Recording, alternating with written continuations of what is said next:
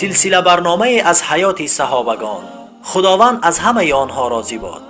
این سلسله برنامه است که ما در آن بعضی از قصه های آن بزرگواران را برای شما نقل میکنیم. آنهایی که به دیدار آن پیشوا و فخر فرزندان آدم به دیدار محمد صلی الله علیه وسلم مشرف گردیدند. این سلسله برنامه را به قسمها تقسیم کردیم و در هر قسمی درباره یک صحابه بزرگوار صحبت خواهیم کرد. از سبب دراز بودن بعضی از قصه ها آنها را به دو قسمت تقسیم خواهیم کرد و کوشش میکنیم تا در این سلسله برنامه قصه ها را درازی خسته کننده و یا کوتاه خالی از منفعت نگردانیم و از شما امید آن را داریم که این قصه ها را به دیگران برسانید تا همه از آن بهره ببرند و همراه با شما از اولین قصه مبارک شروع خواهیم کرد.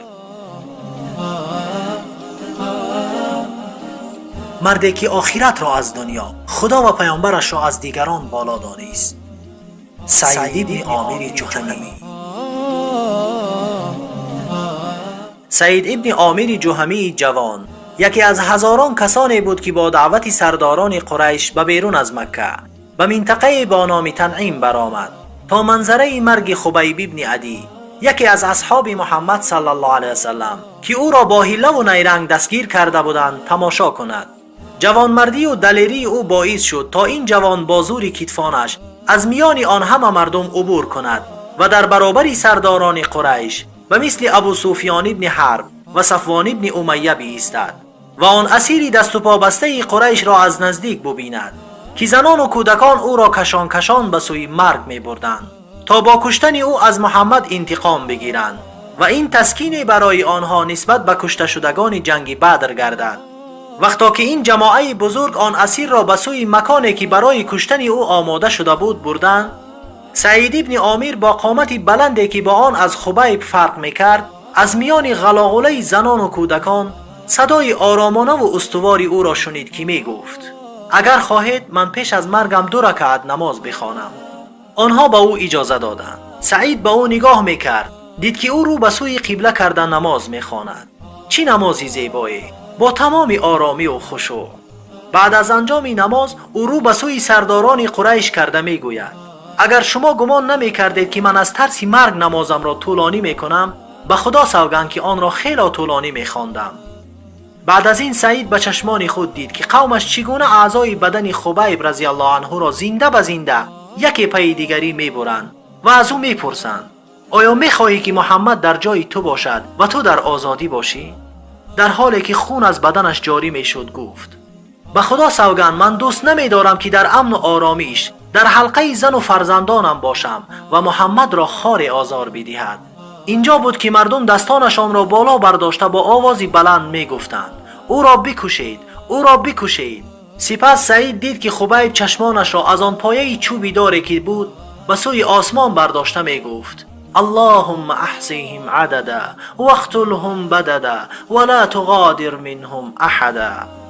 سپس آخرین نفسهای خود را برآورد در حالی که در بدن او زخمهای شمشیر و تیرهای نیزه حسابی نداشت. سبز است به دلهای همه یاد صحابه، جاری است در این غم کده فریاد صحابه. قریش به مکه برگشت و در پیچ و تاب زندگی خبیب و منظره مرگ او را به کوی فراموشی سپرد. لیکن این جوان سعید ابن عامر جهمی خبیب رضی الله عنه را نمیتوانست فراموش کند.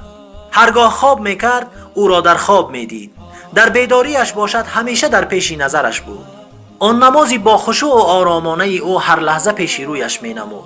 آن ترنمی صدایش که در حق قریش دعا میکرد به گوشش میرسید. میترسید که عذاب الهی به صورت صاعقه بیاید یا اینکه سنگی از آسمان بر سر او بیفتد. خبیب رضی الله عنه با مرگ خویش سعید را درس‌هایی داد که پیش از این او نمیدانست. به او تعلیم داد که حیات حقیقی این داشتن عقیده سالم است و برای حفظ این عقیده تا دم مرگ باید جنگید. اینچنین به او تعلیم داد که ایمان مستحکم کارهای عجیبی می کند و معجزه ها می سازد.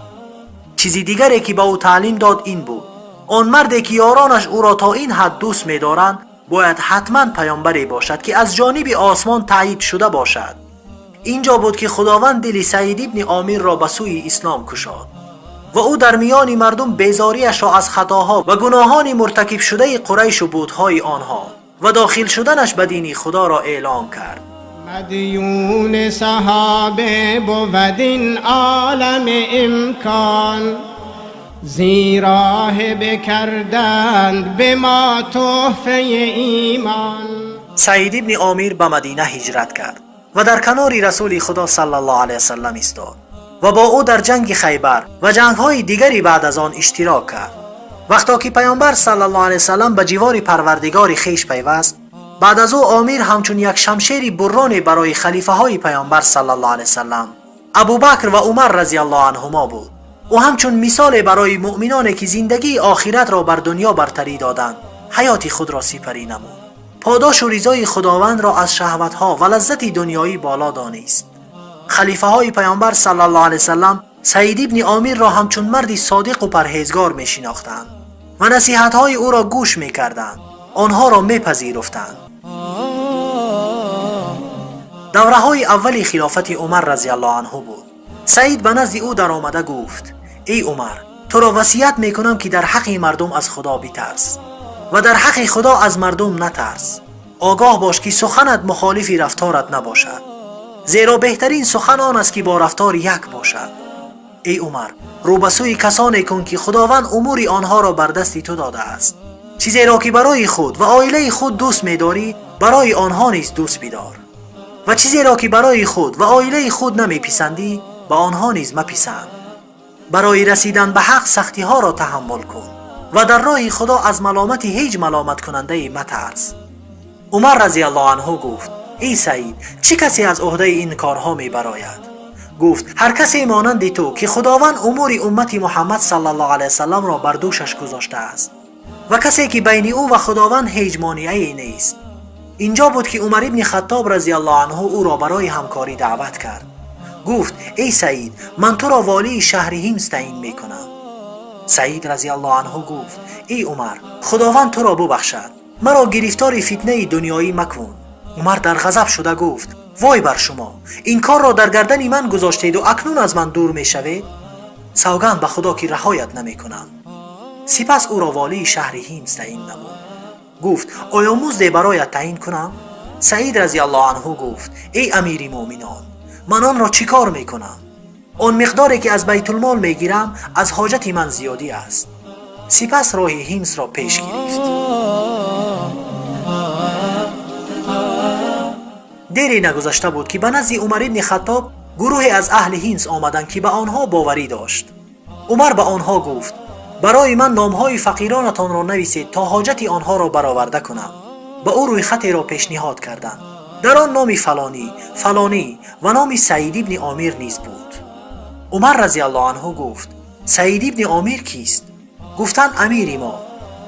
گفت: امیر شما فقیر است؟ گفتند: آره، سوگند به خدا که روزهای دراز می گذرند و در خانه او آتشی دیگ افروخته نمی شود. عمر گریان شد حتی که آبی دیده اش ریشش را تر کرد. سپس 1000 دینار را در کیسه گذاشت و گفت: به او سلام مرا رسانید و به او بگویید که امیر مومنان این مال را برای تو فرستاده است تا با آن حاجتهای خود را برآورده گردانی. آن گروه به نزد سعید ابن عامر رضی الله عنه آمدند و آن کیسه را به او دادند. سعید رضی الله عنه وقتی که آن دینارها را دید، آنها را از خود دور کرده گفت: انا لله و انا الیه راجعون. گویا مصیبتی به او نازل شده باشد، گویا ناخوشی به او رخ داده باشد. زنش این حالت را دیده ترسیده گفت: ای سعید، چی رخ داده است؟ آیا امیر مومنان وفات کرد؟ گفت: بلکه بزرگتر از این رخ داده است. زنش گفت: آیا مصیبت بر سر مسلمانان آمده است؟ گفت: بلکه از این هم بزرگتر. زنش گفت: از این مصیبت بزرگتر دیگر چی می شود؟ سعید رضی الله عنه گفت: دنیا به من وارد شده است تا آخرتم را نابود سازد و فتنه در خانه من در آمده است. زنش که از قضیه دینارها چیزی نمیدانست گفت: خود را از آن رها کن. گفت: آیا در این کار به من کمک میکنی؟ زنش گفت: آره. سعید آن همه دینارها را در چند کیسه نهاد، سپس آنها را بین مسلمانان فقیر تقسیم نمود. از این دیر نگذشته بود که امیر مومنان عمر ابن خطاب به دیار شام آمد تا از احوال آنجا با خبر شود. وقتی که به حمص در آمد، این شهر را از سبب زیاد شکایت کردن مردم از مسئولان و سردارانش کوفه خرد می نامیدند. چگونه ای که مردم کوفه بودند. وقتا که به این شهر در آمد، مردم آنجا به پیشوازش آمدند. عمر به آنها گفت: درباره امیرتان چی میگویید؟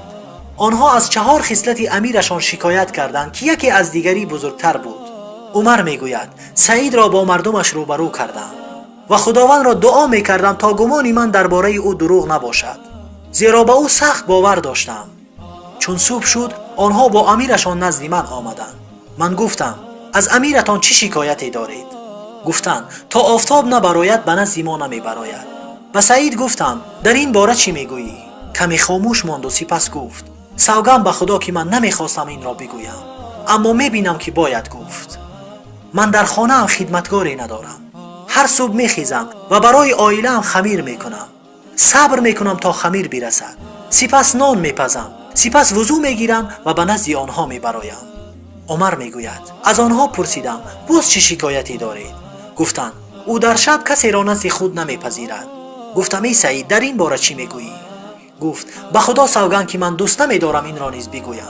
من روزم را برای خدمت به آنها و شبم را برای خدمت به خدا قرار دادم. گفتم: باز چه شکایتی دارید؟ گفتند: او هر ماه 1 روزی کامل به نزد ما نمیبراید. گفتم: سبب این چیز ای سعید؟ گفت: من خدمتگاری ندارم ای امیر مومنان. غیر از این لباس بدنم دیگر لباسی هم ندارم و من آن را در ماه 1 مرتبه میشویم و منتظر میشوم تا خشک بشود. سپس در آخر روز به نزد آنها میبرایم. سپس گفتم: باز چه شکایتی دارید؟ گفتند: بعضی وقتها مدتی از هوش می رود و از مجلس دور می شود. گفتم: ای سعید، چرا چنین است؟ گفت: وقتا که مشرک بودم، من منظره مرگ خبیب ابن عدی را دیدم، در حالی که قریش جسم او را پاره می کردند و از او می پرسیدند: آیا دوست داری که محمد جای تو باشد؟ او می گفت: به خدا سوگند که من دوست نمی دارم که در امن و آرامش میان زن و فرزندانم باشم و محمد را خار آزار بدهد. و من این روز را به خاطر می آرم و می گویم که چگونه به او کمک نکردم و گمان می کنم که خداوند مرا نمی بخشد و این حالت باعثی از هوش رفتن من می گردد. اینجا بود که عمر رضی الله عنه گفت: خدا را شکر که گمان من درباره او دروغ نبرآمد. بعد از چند عمر رضی الله عنه 1000 دینار برای او فرستاد تا حاجتهایش را برآورده گرداند. وقتا زنش دینارها را دید به او گفت: خدا را شکر که تو را از خدمت ما آزاد کرد. با این پول برای ما یاردمچی بگیر و خدمتگاری را اجاره کن. سعید به زنش گفت: آیا برای تو از این دیده چیزی بهتری نیست؟ زنش گفت: چه چیزی بهتر از این باشد؟ گفت: اینها را به کسی می دهیم وقتا که به آنها سخت محتاج شدیم به ما پس می گردانند. زن گفت: او کیست؟ گفت: اینها را همچون قرض حسنه به خدا می دهیم. الله اکبر. زن گفت: آره، خداوند به تو جزای خیر دهد. آنها آن مجلس را ترک نکرده بودند که سعید همه آن دینارها را در چند کیسه انداخت و به یکی از اهل خانواده اش گفت: این را بگیر و به فلان بوزن، به فلان یتیم و به مسکینان فلان قوم و به فقیران فلان قوم ببر. الله اکبر.